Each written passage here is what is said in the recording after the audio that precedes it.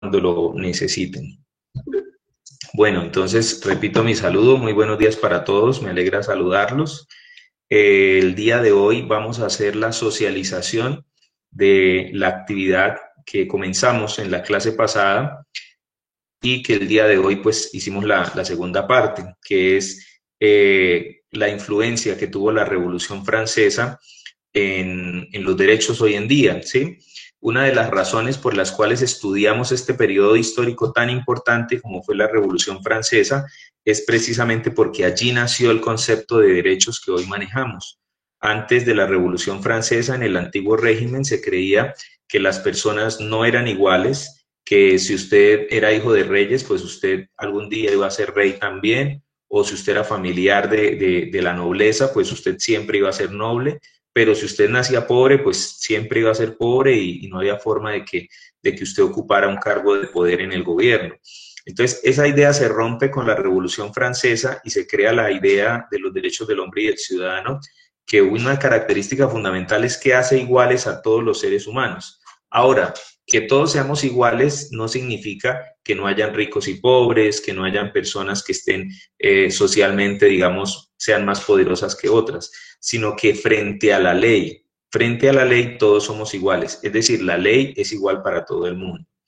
Pues este es el ideal con el que nació la Revolución Francesa, que creó los derechos. Claro, todos sabemos ya después de más de 200 años de haberse creado los derechos del hombre y del ciudadano en la Revolución Francesa, sabemos que pues eso no es tan cierto a veces, ¿no? Lamentablemente hay personas muy poderosas que pueden torcer la ley o utilizarla, digamos, a su acomodo. Lamentablemente la democracia no es perfecta, pero es mucho mejor que el antiguo régimen, en donde definitivamente pues el pueblo no tenía ninguna incidencia y el rey decidía por todos.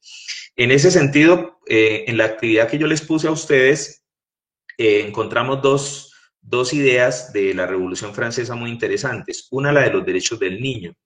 Entonces, cuando se crea la idea de que existen los derechos del hombre, también se crea la idea de que deben existir derechos especiales para esas personas que están en desventaja. Los niños, comparado con los adultos, pues obviamente necesitan una protección especial de sus padres o de sus cuidadores. Entonces, algunos filósofos como Juan Jacobo Rousseau, que fue uno de los pioneros, ustedes lo recuerdan cuando hablamos de la Ilustración, fue uno de los filósofos ilustrados que más influyó en la Revolución Francesa, pues escribe un libro que se llama El Emilio. En ese libro justamente no solo es un tratado de pedagogía, sino específicamente él habla sobre los niños, sobre los derechos del niño. Es, digamos, de las primeras personas que habla de eso.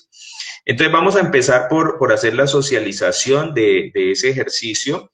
Entonces voy a compartirles pantalla para que podamos todos ver la actividad y allí entonces vamos desarrollando el ejercicio de socialización.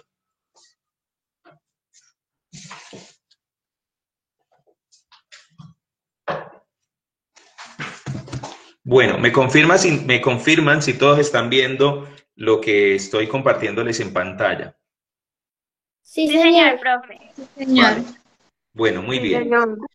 Entonces, necesito que alguien, por favor, me lea lo que dice el texto. ¿Quién lo lee? A ver, ¿Simona está por ahí presente? Sí, señor. Bueno, Simona, léanos, por favor, lo que dice el texto. Los derechos del niño. Jean-Jacques Rousseau fue un pensador suizo del siglo XVIII, quien con sus ideas ayudó al desarrollo de la Revolución Francesa. En su obra, El Emilio hizo importantes aportes pedagógicos relacionados con la formación de los niños y los jóvenes. Muy bien. Competencia interpretativa. Vale, vamos hasta ahí. Gracias, Simona. Entonces, ese es básicamente pues el encabezado de la actividad. Vamos a hablar de esos derechos del niño en relación con las ideas de Rousseau. La actividad tenía 3 competencias. Esto es una cosa importante para que le prestemos atención. En ciencias sociales, nosotros evaluamos unas competencias de los estudiantes que son la competencia interpretativa, la argumentativa y la propositiva. ¿Por qué es importante saber eso? porque para entender las ciencias sociales es necesario, número uno, que el estudiante sea capaz de interpretar. ¿Qué es interpretar? Pues entender lo que usted está leyendo, ¿sí? A veces ocurre que, por ejemplo, uno a un estudiante le dice, bueno, lea tal cosa, ¿ya lo leyó? Sí, ya lo leyó, ya lo leí. ¿Y qué entendió? No, no entendí nada. Pues si no entendió nada, no tiene competencia interpretativa.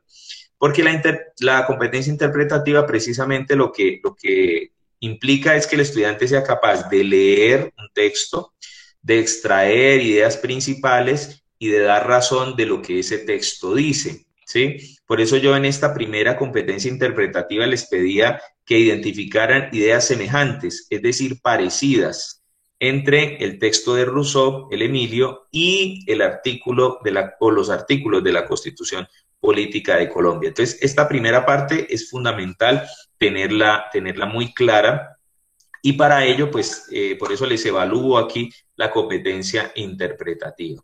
Entonces, esa competencia interpretativa dice, lee detenidamente los siguientes textos e identifica las ideas que son semejantes, es decir, parecidas. Bueno, Simona, ahora sí, por favor, nos colabora con la lectura del cuadro de la izquierda sobre el Emilio. Sí, señor.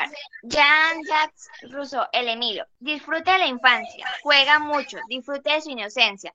¿Quién no ha deseado ser niño y disfrutar de la alegría y la paz? ¿Por qué quieren acabar con esos felices momentos que pasan tan rápido?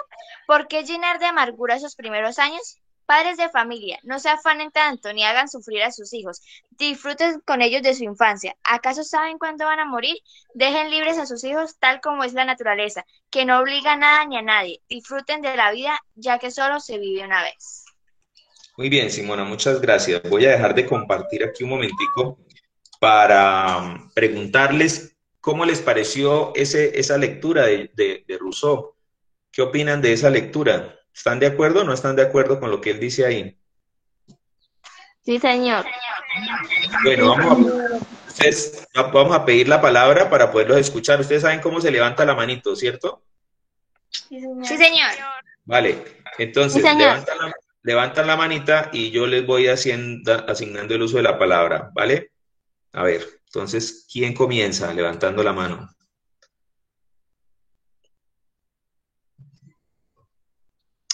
Ve, ahora ninguno. Muestra a ver, entonces me toca a mí preguntar así al azar. Bueno, a ver por aquí, Valerie, su merced, ¿qué opina de esa lectura, Valerie? Profe, pues que eso es muy cierto porque a veces los papás se enfocan mucho en esforzar muchísimo a sus hijos en vez de dejarlos jugar, deben exigirles, pero no tanto. Y pues me parece muy bien lo que dice esa lectura. Valerie, muchas gracias, muy amable. Bueno, vamos a preguntarle por aquí a Sofía Carreño. Sofía, ¿usted qué opina de esa lectura que acabamos de hacer? A mí me parece muy bien porque, pues, como dice ahí, la vida solo es una y pues después de que dejen de ser niños, pues ya no es como lo mismo y entonces los papás a veces los sobrecargan con estudio o así. Bueno, muchas gracias, Milena, Sofía. A ver, preguntémosle por aquí a Diego. Diego, ¿usted qué opina sobre ese texto que acabamos de leer? Que pues que hay que disfrutar eh, los niños, el momento que ahorita somos niños, porque ya con adultos no podemos disfrutar eso. Vale, Diego, muchas gracias. Y preguntémosle a alguien más por aquí. ¿Qué otro voluntario hay, mejor dicho, para no tener que decir yo mismo quién? Ah, bueno, por acá, Simona. Simona, la escuchamos. Pues, profe, yo creo que usted es, o sea, sí tiene razón en algo, pero tampoco es todo, porque a pesar de la libertad también nos tienen que dar y pues exigirnos y exigirnos. Vale, muy interesante esto, Simona, eso que usted está diciendo, porque, a ver, aquí, bueno, por aquí, escuchemos a Tatiana y ya les doy mi punto de vista. A Tatiana va a decir algo, ¿cierto?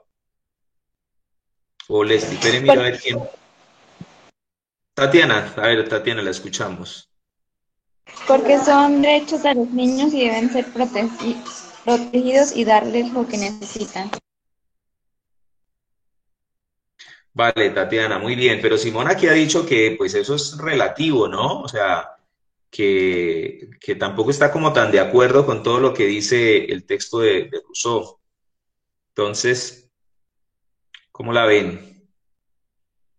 ¿Quién más tiene otra opinión que darnos? Por acá, Leslie. Me escucho, Leslie. Profe, pues la verdad, lo que dice Rose, pues en algunos aspectos, pues me parece bien, pues porque digamos, la libertad de los niños se les puede dar, pero no tanto. O sea, ir respetando, digamos, no darles ni mucha ni poquita libertad.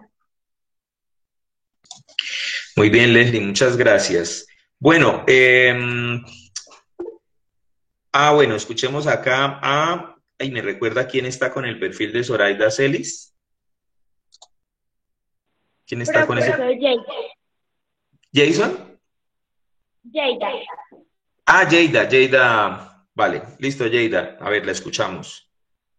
Pues yo creo que los padres de familia deben exigir, claro, pero de forma que no se vulneren los derechos del niño.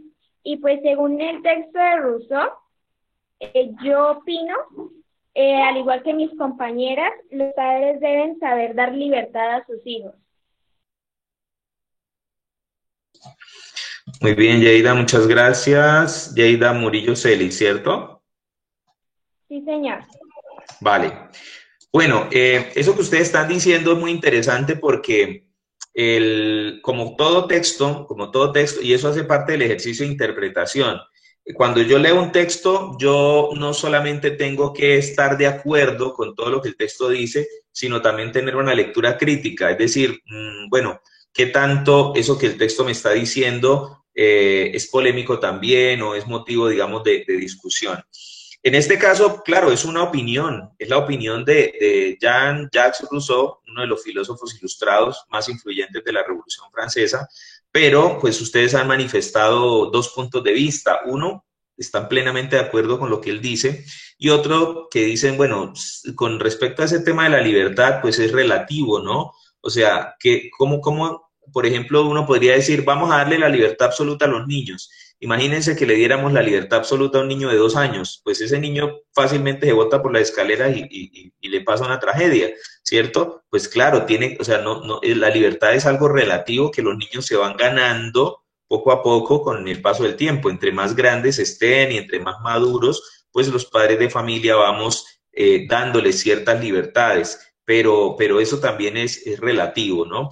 Con relación al tema del juego, la recreación, entonces ya vamos a mirar ahorita el contraste con la otra lectura. Entonces les voy a compartir nuevamente el texto para leer el otro cuadro. Entonces, el otro cuadro, Constitución Política de Colombia, artículo 44. Jada, ¿nos puede hacer el favor de leer, por favor? Sí, señor, profe. Vale. Constitución Política de Colombia, artículo 44. Protección de la niñez. Son derechos fundamentales de los niños la vida, la integridad física, la salud y la seguridad social, la alimentación equilibrada, su nombre y su nacionalidad, tener una familia y no ser separado de ella, el cuidado y el amor, la educación y la cultura, la recreación y la libre expresión de su opinión. Bueno, muy bien. La misma pregunta, ¿qué opinan ustedes de este artículo 44 de la Constitución Política? ¿Están de acuerdo con esos derechos que le otorga la Constitución Política a los niños de Colombia? Sí, profe, señor. Sí, profe. Bueno, a ver, Tatiana, su merced, ¿por qué está de acuerdo? ¿Por qué cree que está de acuerdo con eso que dice la Constitución? Porque debemos darle a los niños lo que necesitan, la comida. Vale. Bueno, vamos a preguntarle a los que no han opinado. Entonces muestre a ver, por aquí me busco la lista. Empecemos por aquí a ver, Carol Yelitza Chacón. ¿Dónde está Carol Yelitza? Carol Yelitza, ¿sí nos escucha? Sí, señor. Sí, Vale, porque son Carol, los derechos de... Yo opino que sí, por lo que son los derechos del niño. ¿Y estos derechos, usted está de acuerdo con todos estos derechos? Sí, señor. Vale. Vamos a ir de una vez al siguiente aspecto, que es el que me interesa, que vamos a analizar acá y pues va a ser el objeto de la discusión, ¿sí? Entonces, voy a presentarles pantalla nuevamente y vamos desarrollando la discusión. Entonces, el siguiente momento, la siguiente competencia se llama competencia argumentativa. Una vez ustedes tienen claro la información, ya hemos visto ciertas similitudes entre el texto de Rousseau y el artículo 44 de la Constitución Política, ¿no? Los dos hablan de los derechos de los niños y hay unos derechos allí que se repiten, ¿no? El derecho a la recreación, el derecho a la libertad, el derecho a tener una familia, un cuidado, a no estar desprotegidos. Ahora, ya sabiendo eso, ya habiendo mirado eso, vamos a contestar la siguiente pregunta, y es, ¿consideras que los consejos que Rousseau da a los padres de familia se cumplen en el lugar donde vives? Entonces, ojo porque esa pregunta primero implica que ustedes respondan si se cumple o no se cumple esos consejos de Rousseau en los lugares donde ustedes viven y por qué y cuáles son las razones por las cuales se cumplen o no se cumplen esos derechos. Entonces, ahora sí, vamos a ver, vamos a escucharnos. Por ejemplo, vamos a preguntarle a alguien que no haya contestado todavía. Vamos a ver. Bueno, Eliana Valentina Gras. Eliana. ¿Dónde está Eliana? Eliana Valentina Gras, ¿dónde se encuentra? Bueno, Eliana como que ya nos dejó de escuchar. Bueno, preguntémosle entonces a otra persona, por aquí a William Andrés Holguín. William, ¿usted qué opina? ¿Se cumplen o no estas recomendaciones de Rousseau? Eso, señor, por favor, ¿me puede repetir la pregunta? Qué pena. Vale, la pregunta es la siguiente. Dice, ¿consideras que los consejos que Rousseau da a los padres de familia se cumplen en el lugar donde vives? ¿Sí o no? ¿Y por qué? Pues sí, sí, señor, aquí pues sí, en mi hogar pues nos queremos todos y no nos hacemos sufrir entre nosotros. O sea, sí se cumplen esos derechos. ¿Sí, William? Sí, señor, así es. Vale, muy bien. Entonces, por acá, William Andrés. Estaba mirando que en el chat, muestra a ver, nuestra compañera Valentina dice que no la dejó activar el micrófono. Vale, Valentina, entonces usted escríbame ahí mismo su respuesta, ahí en el chat, si tiene problemas de audio. Bueno, sigamos entonces acá preguntándole, por ejemplo, a Emily Rueda Pinto. ¿Qué opina usted, Emily? ¿Se cumple o no se cumple en el lugar donde usted vive estas recomendaciones que hace Rousseau?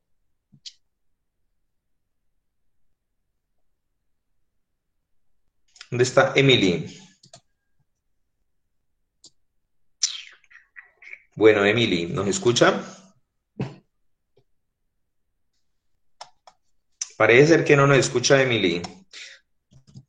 Bueno, vamos a cambiar de personaje. Por aquí, por ejemplo, Jennifer Santos. Profe, sí se cumplen porque entre nosotros mismos no hay maltrato ni nada así. Las otras recomendaciones que da Rousseau de darle libertad a los niños, de permitirles que jueguen, que disfruten la vida, ¿todas esas también se cumplen? Sí, señor.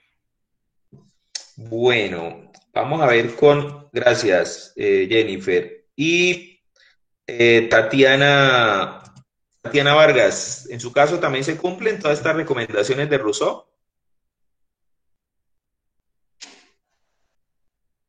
¿Sí nos escucha, Tatiana? Sí, señor. Bueno, ¿se cumplen o no se cumplen estas recomendaciones que da Rousseau a los padres de familia en el lugar donde usted vive? Sí, señor. Bueno, vamos a seguir entonces con la actividad, con la socialización. Entonces, la siguiente, fíjense que esta competencia argumentativa tiene dos preguntas, ¿no? Y en las dos preguntas lo que busca es que ustedes me den razones. Entonces, en una competencia argumentativa no es suficiente contestar sí o no, sino dar razones, explicar el por qué. Segunda pregunta, ¿crees que el mensaje de los textos, de los dos textos que acabas de leer, es de obligatorio cumplimiento? ¿Sí o no? ¿Y por qué? Entonces, volvamos a dar otra ronda de preguntas. Los que quieran contestar, levantan la mano. Bueno, ya... bueno, Zoraida Celis, ¿quién es el perfil de quién? Perdón. Profesor Yeida, Tatiana Murillo Celis. Vale, Yeida. Entonces, en el orden, va primero Yeida, después Simona. Bueno, Yeida, contésteme esa pregunta, por favor. Sí, creo que son obligatorios, ya que son derechos fundamentales de los niños, niñas y adolescentes. Bueno, pero ¿en qué sentido entiende usted que son obligatorios? O sea, ¿por qué es obligatorio que se respeten estos derechos? Claro, usted lo acaba de decir, son derechos fundamentales, pero ¿cuál sería otra razón por la cual hay que respetar estos derechos? Porque ellos no pueden trabajar. Que son obligatorios en el sentido de que todos juntos son para el bienestar como tal de los niños. Vale. Bueno, escuchemos ahora sí a Simona, creo que había levantado la mano. Simona, Sí, señor, y profe. después Leslie. Simona, ¿cuál es su apreciación? Creo que es de obligatorio cumplir porque debemos cumplir responsables. También debemos. ¿Puedes decirlo otra vez? Es que se te escuchó entrecortado. Espere, profe, un momento, por favor. Ajá.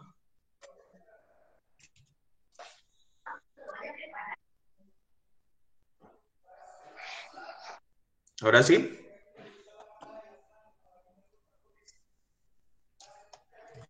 Bueno, mientras Simona se organiza, entonces escuchemos a Leslie. Leslie, ¿cuál es su punto de vista? Bueno, profe, a mí la verdad, pues, como dije anteriormente, pues me parece que se deben cumplir los de la Constitución Política, ya que se deben respetar los derechos y deberes de cada niño, pues, para su mejor desarrollo y todo eso. Vale, Leslie. ¿Simona ya resolvió su problema? De obligatorio cumplimiento porque así como debemos cumplir los deberes y hacernos responsables, también tenemos derecho. Vale. Bueno, pero hay algo que ustedes no me han contestado todavía y la pregunta es, ¿cuál es la razón? ¿Por qué razón hablamos de que es obligatorio cumplir con estas recomendaciones de los dos textos, con estas ideas de los dos textos en relación con los derechos del niño? ¿Valerie? Sí, profe, qué pena es que... Señora, ¿va a opinar? Bueno, creo que la risa no la deja opinar. Bueno, ¿alguien más tiene alguna apreciación sobre esa pregunta? Bueno, Valerie, ¿ibas a decir algo? No. Bueno, entonces, préstenme mucha atención a esto que yo voy a decir. Si bien el texto de Rousseau da unas recomendaciones a los padres de familia, el artículo 44 de la Constitución Política no solo da recomendaciones, sino establece como derechos fundamentales de los niños esos que ahí menciona. ¿Eso qué quiere decir? Que no son recomendaciones. Yo le puedo hacer a usted una recomendación diciéndole, venga, yo le recomiendo a usted que por favor mejore su letra, ¿sí? Pero es una recomendación. Yo le puedo recomendar a un niño, mire, por favor, cortes el cabello, mire que no se le ve bien. Eso es una recomendación. Pero una recomendación es algo que la persona que la recibe podría aceptarla y podría hacerla o podría no hacerla. Pero una obligación es algo que usted tiene que cumplir, quiera o no quiera. Entonces, ¿por qué les estoy diciendo esto? Porque esos derechos del niño que están en el artículo 44 de la Constitución Política son de obligatorio cumplimiento. De tal manera que, por ejemplo, es tan grave esto que si un niño, por ejemplo, no se le respeta alguno de esos derechos por parte de sus padres de familia o cuidadores, ese niño podría, primero, pues obviamente denunciar ante las autoridades que esa situación está ocurriendo, y no solo eso, los padres o cuidadores podrían perder la patria potestad de este niño, ¿sí? Entonces, es delicado, es grave. ¿Por qué? Porque se supone que estos derechos son inherentes a todo niño tiene esos derechos. Ahora, volvemos a la misma discusión del inicio. Claro, la democracia que tenemos de todos modos es imperfecta y sabemos, por ejemplo, que hay muchos niños, sobre todo en este momento, que lamentablemente están, por ejemplo, desescolarizados, no están asistiendo a actividades académicas o se han puesto a trabajar. Entonces, ahí digamos, como una voz de alerta, de alarma, porque se supone que son derechos, digamos, fundamentales del niño, el derecho a la educación, el derecho a la recreación, ¿sí? No es obligación de un niño estar trabajando, por ejemplo, y menos cuando el trabajo implica que dejen de estudiar. Entonces, estos son derechos fundamentales que, como les digo, no son recomendaciones, son obligaciones que tienen para con los niños, ¿quiénes? Los padres de familia, los cuidadores, la sociedad, el Estado, es decir, todos somos responsables de que estos derechos del niño se cumplan. Entonces, bueno, vamos a continuar entonces con la siguiente actividad, la siguiente pregunta, perdón. Entonces, pasamos al momento de la competencia propositiva. Como su nombre lo indica, pues ya hemos analizado, hemos entendido lo que dicen los textos, ya hemos dado unas razones para explicar con argumentos lo que nos están dando las dos preguntas que estamos analizando. Ahora entonces vamos a la competencia propositiva, es decir, bueno, ¿qué proponen ustedes? ¿Qué piensan? ¿Cómo analizan esta cuestión? Texto dice: muchas niñas y niños colombianos se ven sometidos a las circunstancias de pobreza, maltrato, violencia y carecen de medios para satisfacer sus necesidades básicas. Esa es una realidad. ¿Cuáles son las causas y qué crees que se debería hacer para evitar que esto siga sucediendo? Entonces, ahí la pregunta es doble. Por un lado, que ustedes digan cuáles son las causas, qué creen ustedes que puede estar generando esta situación, pero además la propuesta, por eso se llama competencia propositiva. ¿Usted qué propone? ¿Qué cree que se podría hacer para resolver esta situación? Entonces, vamos a ver, volvamos otra vez entonces a preguntar, a ver quiénes no han participado todavía para que contesten. Por ejemplo, Eliana Valentina Gras, segundo llamado, Eliana Valentina. Sí, señor. Ahora, ya listo, ya recuperó su volumen, su micrófono, digo. Bueno, Valentina, ahora sí cuéntenos, ¿cuáles cree usted que son las causas de que esto ocurra y cuál es su propuesta? Profe, ¿me puede repetir la pregunta, por favor? Claro, sí, señora. La pregunta es la siguiente. Dice: muchas niñas y niños colombianos se ven sometidos a circunstancias de pobreza, maltrato, violencia y carecen de los medios para satisfacer sus necesidades básicas. ¿Cuáles son las causas y qué crees que se debería hacer para evitar que esto siga sucediendo? Pues, profe, la mayoría de niños sufren por esas causas que resultan casi siempre algunos muertos, muchas cosas malas, y pues mi propuesta sería que como mantener más vigilados a los niños y cuidarlos. Vale, muchas gracias entonces, Eliana Valentina. Vamos a preguntarle por aquí a otra persona, por aquí, Emily Rueda Pinto. ¿Está por ahí, Emily? Sí, señor profe. Bueno, Emily, ¿su merced qué opina? ¿Cuáles son las causas y cuál es su propuesta? Espere, profe.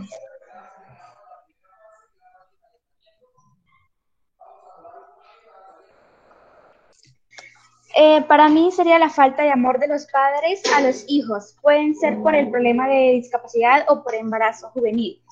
Crear una campaña para... Espérame ahora. Crear una campaña para todos los niños con maltratos para ayudarlos. Bueno, ¿en qué sentido tú relacionas el embarazo juvenil con esta situación? Espere, profe. ¿Me repite la pregunta? Sí, o sea, tú mencionas una de las causas, el embarazo juvenil, es decir, el embarazo a temprana edad. ¿En qué sentido esto influye con esta situación de, digamos, de carencia de derechos de los niños? ¿Por qué?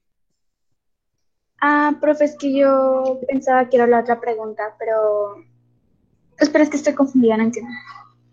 Voy a volverle a leer la pregunta. Atenta, por favor. Dice, muchas niñas y niños colombianos se ven sometidos a circunstancias de pobreza, maltrato, violencia y carecen de medios para satisfacer sus necesidades básicas. ¿Cuáles son las causas y qué crees que se debería hacer para evitar que esto siga sucediendo?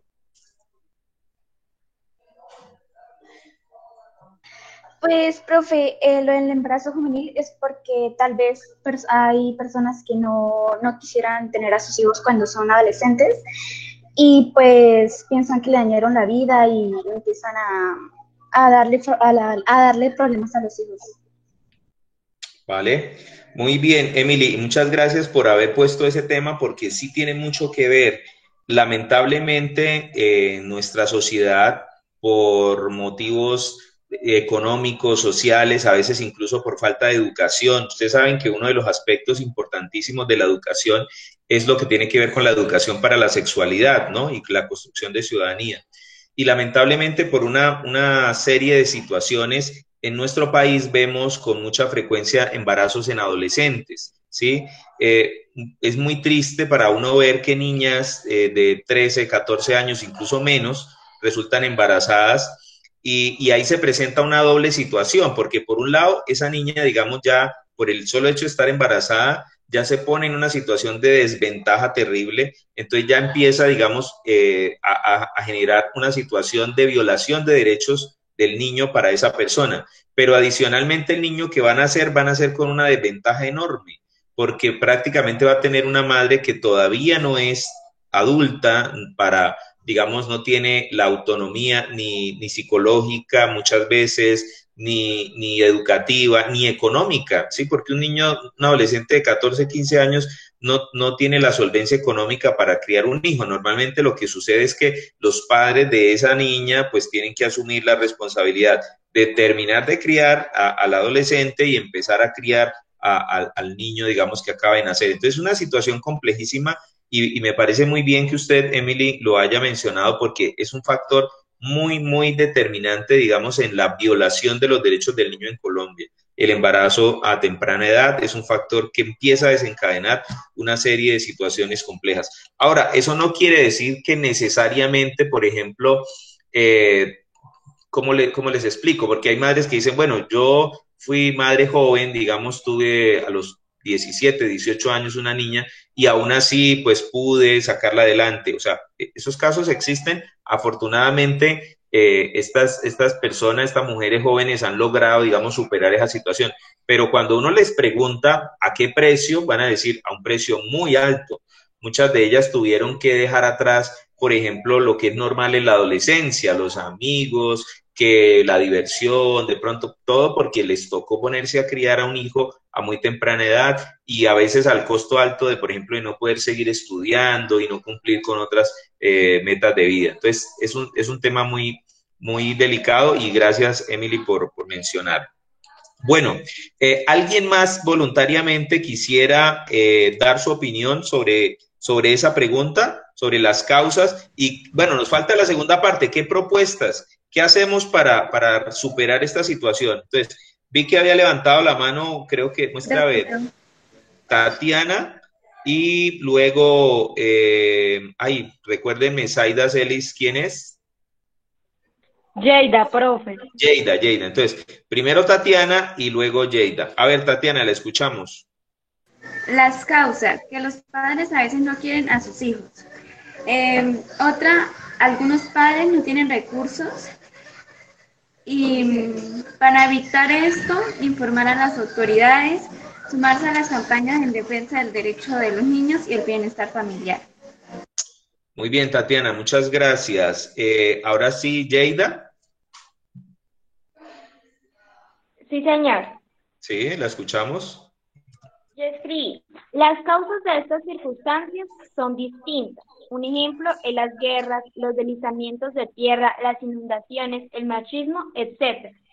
Creo que para evitar que esto siga sucediendo se deben hacer programas de orientación, diversión para los niños y niñas, con el fin de que ellos sean más interactivos y explorativos con su medio. También se pueden hacer encuestas para saber en qué condiciones se encuentran y así poder tener una idea de cómo ayudar, ya sea con ayuda psicológica, con mercados, con infraestructura, con educación, entre otras cosas. Muy bien, Yeida, muchas gracias. Me llamó la atención que usted menciona ahí el tema del machismo. ¿En qué sentido el machismo puede ser causa de esta situación de violación de derechos del niño? Pero pues, por ejemplo, antiguamente y pues aún en el presente, hoy en día se ha tenido que las mujeres no pueden educarse, no pueden estudiar, no pueden ser profesionales, simplemente son de la casa, tienen que hacer los quehaceres y ya. Entonces yo creo que en algunas ocasiones esto puede ser parte de que no se le cumplan los derechos. Muy bien, Yeida, estoy muy de acuerdo con usted, tiene toda la razón. En muchos hogares, por ejemplo, todavía se considera que las niñas, el trabajo de las niñas es el trabajo doméstico, ¿no? O sea, que las mujeres están destinadas a hacer básicamente los oficios de la casa, cuando se casen, pues a criar hijos, y no se les ve, digamos, como esas personas con plenos derechos que pueden ejercer una profesión, que pueden tener otros ideales diferentes a los de casarse o tener hijos, ¿no? Incluso hay gente que todavía juzga a las mujeres por no querer tener hijos o por no querer tener un esposo o una familia, sino tener un proyecto personal. Pero pues a los hombres, digamos, es normal que no quieran hacerlo. Entonces sí, efectivamente usted tiene razón, Yeida, y estoy muy de acuerdo, es uno de los factores que influye mucho en esta situación de derechos. Bueno, creo que Simona había levantado la mano. Sí, profe, sí, señor. Bueno, Simona, ¿cuál cree usted que son las causas y cuál es su propuesta? Las causas pueden ser que la familia es de bajos recursos, que no planearon a su hijo y no lo quiere. Lo que pueda pasar con su hijo no les importa, no les prestan atención a las necesidades del niño y también está en no creer en ellos, porque hay veces que pasa que los niños les dicen lo que sucede y no creen. Lo que debemos hacer es llamar al bienestar familiar si no quieren hacerse cargo, ya que es mejor así que dejarlo solito. Pero mejor está en pensarlo 2 veces cuando tengan relaciones, ya que traen bebés al mundo y luego no se quieren hacer responsables y los que terminan sufriendo son los niños inocentes. Muy bien, Simona, al igual que lo mencionábamos ahorita con su compañera Emily, ese tema de la falta, digamos, de madurez en el momento, digamos, de concebir los hijos, ¿no? Digamos, los que somos padres de familia y los que pensamos, digamos, las personas que piensan ser padres de familia, deberían ser personas con un nivel de madurez intelectual, de madurez social, incluso una edad específica, ¿no? O sea, normalmente tener hijos a muy temprana edad implica que vamos a tener padres muy inmaduros también, ¿no? Futuros padres muy inmaduros.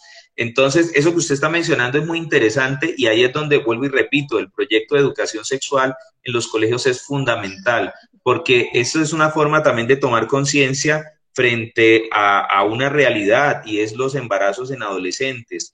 Realmente es una cosa preocupante. Los embarazos en adolescentes están desencadenando una situación muy grave al interior de las familias, como les decía, primero económico, ¿no? Porque en muchas familias pobres, si ya es una situación digamos, preocupación porque no hay suficientes recursos para los que ya están. Ahora, empezar a tener más hijos, digamos, más allá de esa situación económica, pues es grave, porque entonces lo que se hace es repartir más la pobreza en esa familia. Y segundo, pues también es un problema gravísimo porque de violación de los derechos, como ya lo expliqué, ¿no? O sea, un adolescente que se embaraza es un adolescente que se pone en una situación de desventaja terrible comparado con los demás. Pierde esa posibilidad de gozar, de disfrutar de otros derechos, a la recreación, a la educación, a mayor libertad, a tener un proyecto de vida a largo plazo, a pensar otras posibilidades. Entonces, efectivamente, eso que ustedes están mencionando es muy, muy importante. Muchas gracias, Simona, por ese aporte. Bueno, ¿alguien más? ¿Alguien más quiere dar su opinión? Bueno, por acá Jennifer Santos. La escuchamos, Jennifer.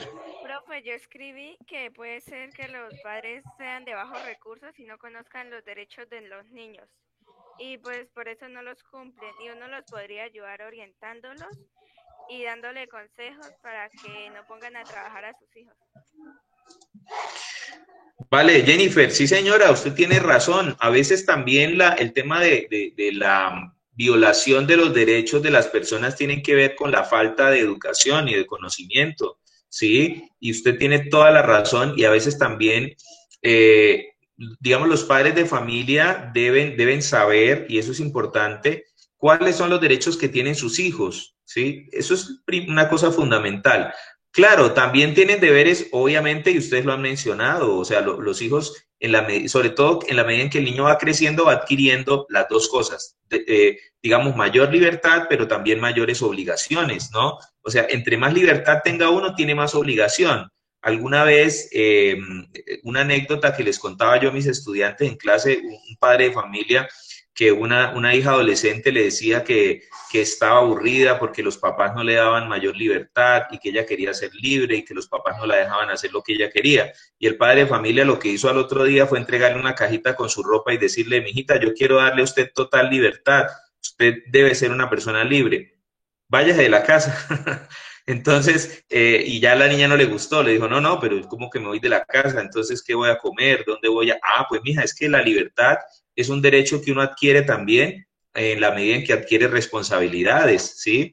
Entonces, esas dos cositas van de la mano, claro, los derechos y los deberes van de la mano, pero efectivamente uno como padre de familia tiene que ser consciente de cuáles son los derechos que tiene su hijo y sobre todo si uno se metió en este cuento de ser papá y si uno quiso asumir libremente esa responsabilidad, pues tiene que asumir también, digamos, todo lo que implica ser papá.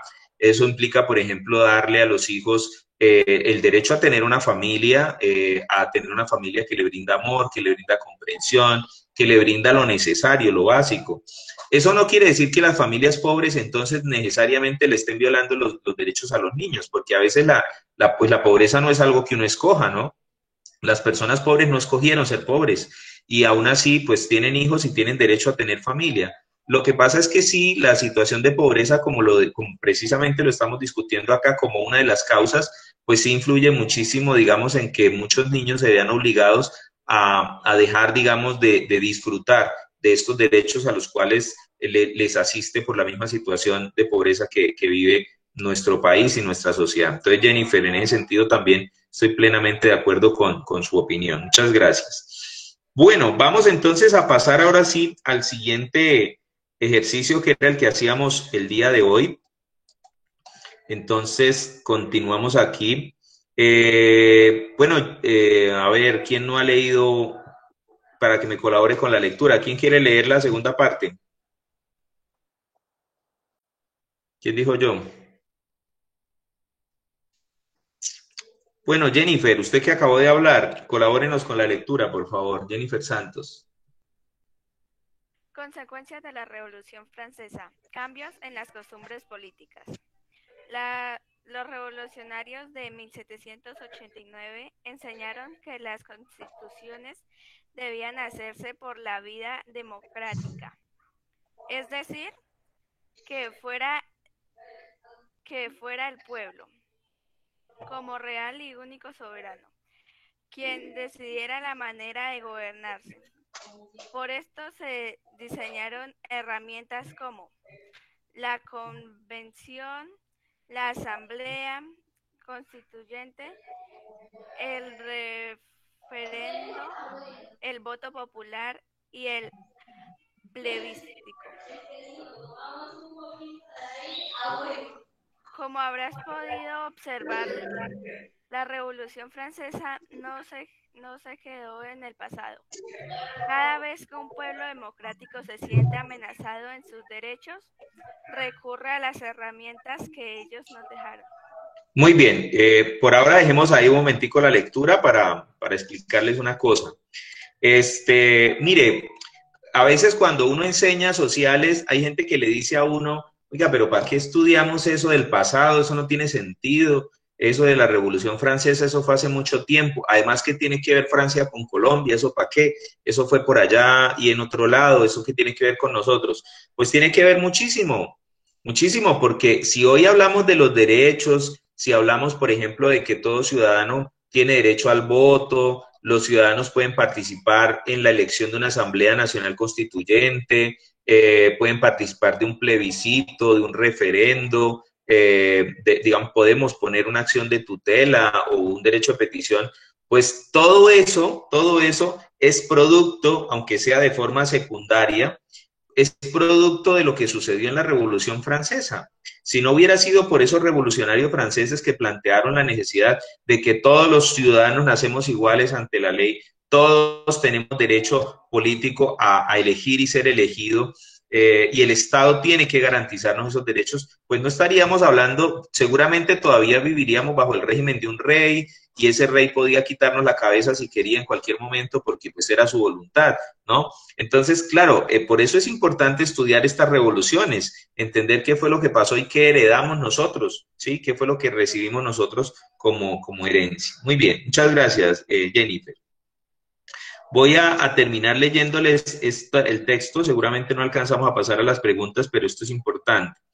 Mecanismos de participación en Colombia. Entonces, hay unos artículos en la Constitución Política de Colombia que hablan de estos mecanismos. Dice el artículo 40, todo ciudadano tiene derecho a participar en la conformación, ejercicio y control del poder político. Para hacerlo efectivo, este derecho puede elegir y ser elegido, tomar parte de las elecciones, plebiscitos, referendos, consultas populares y otras formas de participación democrática, construir partidos, movimientos y agrupaciones políticas sin limitación alguna, formar parte de ellos libremente, difundir sus ideas y programas.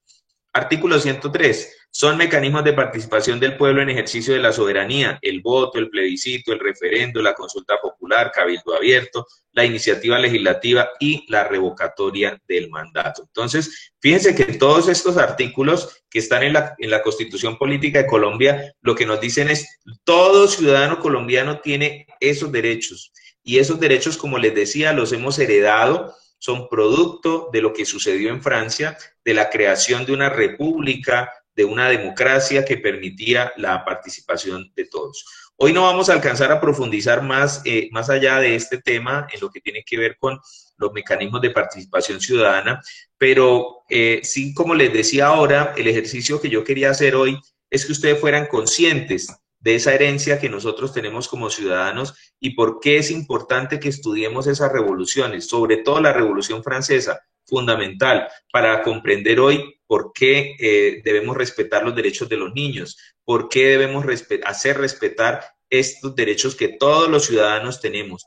Por eso ustedes, por ejemplo, al principio del año participaron en la elección del gobierno escolar, ¿no? O sea, ustedes, por ejemplo, tuvieron la oportunidad de postularse. Algunos de ustedes dijeron, yo quiero ser representante del salón. Y salieron, hicieron campaña, mostraron, digamos, sus ideas a sus compañeros y luego participaron de una elección. Y la mayoría, digamos, votó por un candidato y ese es el candidato representante estudiantil. Lo mismo ocurre con los concejales, lo mismo con el alcalde, lo mismo con el presidente. Entonces, a veces la gente dice, ay, no, pero es que a mí no me gusta el presidente. Uno dice, pues, puede ser que a mí no me guste, puede ser que yo no vote por él, pero la mayoría decidió. Sí, esa es, digamos, la importancia de la democracia, ¿no? O sea, puede ser que, claro, ningún gobernante nos gusta a todos, siempre hay unos que están de acuerdo y otros en desacuerdo. ¿Cómo se resuelve eso? Pues toca con la democracia, con el voto. Entonces, por eso existen las elecciones, por eso existen los partidos, por eso la gente va y vota y pues de acuerdo a la mayoría, pues ahí digamos es donde se conforman entonces los gobiernos y donde se conforman entonces las diferentes instancias del poder popular.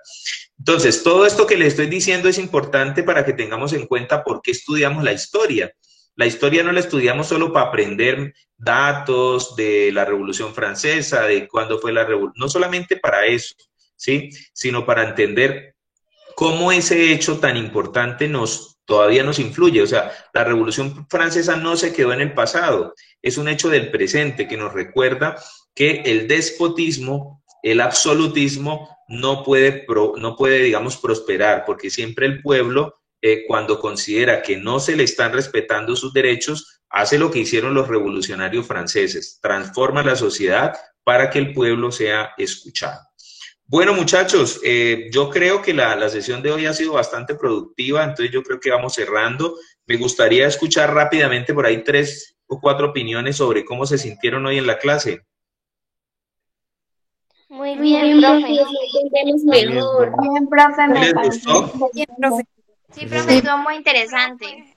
Ah, bueno, muy chévere. De todos modos, yo, como les dije, pues yo estaba grabando la sesión, entonces pues ahí nos queda